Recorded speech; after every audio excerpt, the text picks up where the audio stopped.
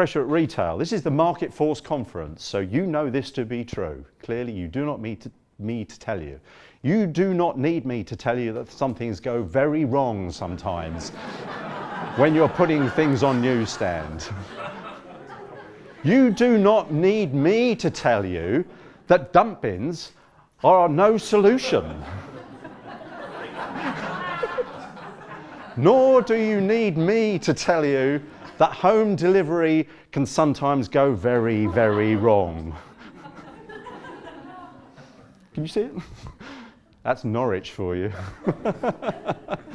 No, what I'm talking about here is the battle for real estate.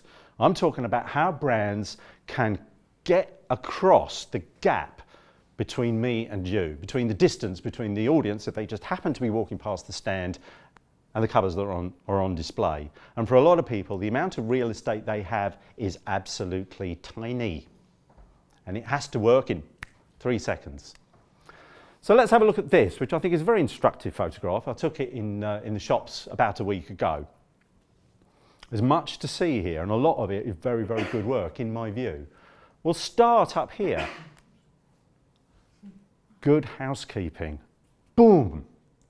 I can totally see that. That logo is incredibly recognisable. It's got real cut through. That particular font, I recognise it even like from space.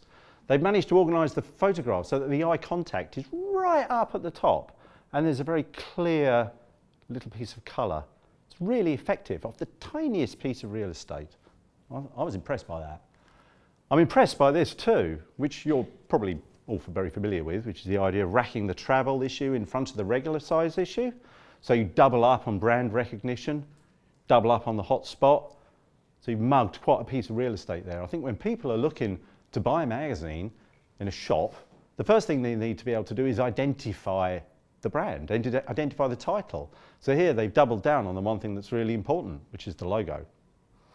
But this is the thing that interests me, which is these two big beasts down at the front.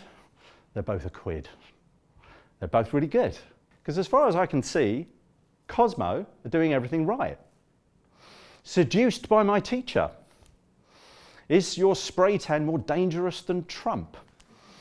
Up all hours with male strippers. They've got punchy typography. They've got a girl tugging on her top. That's the entire brand in a nutshell. It's really powerful, and I really like it. But what of the competition? I look at this and I thought, this big guy with a beard on the cover of Glamour. Now, to be fair, this is a split print run. There are 3 other covers out there at the moment, and they're all, in their own way, really quite eccentric. The design is quite eccentric. Tiny little type. White out of yellow. Well, that's kind of hard to read. The kind of spooky, spindly handwriting. But I looked at this and I thought, I think it's really quite cool. Now, I don't know if that makes it more effective on the newsstand or not, but I liked it. I also recognised the fact that it was bigger. And in a straight fight, well, I'll take the big one.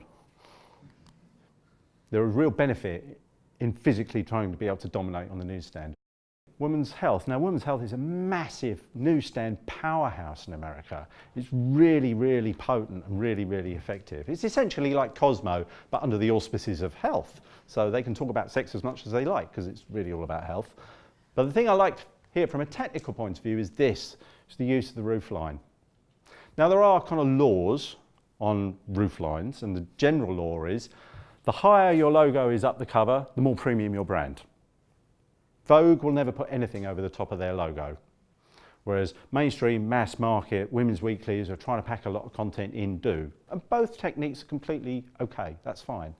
But if you are going to put anything over your logo, you have to make sure that it works. This does, from my point of view, and for several reasons. First of all, it's got visual cut through, it's black on yellow. The yellow is it's not mechanically made, it's made by hand. The handwriting, well, that's clearly made by hand too. It looks slightly detached from what's beneath. But over and above all of that, it's the writing that makes me think this is good.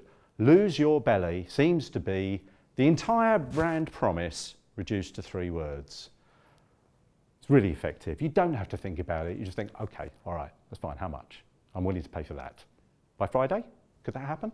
I don't know. but I'm already engaged with the cover.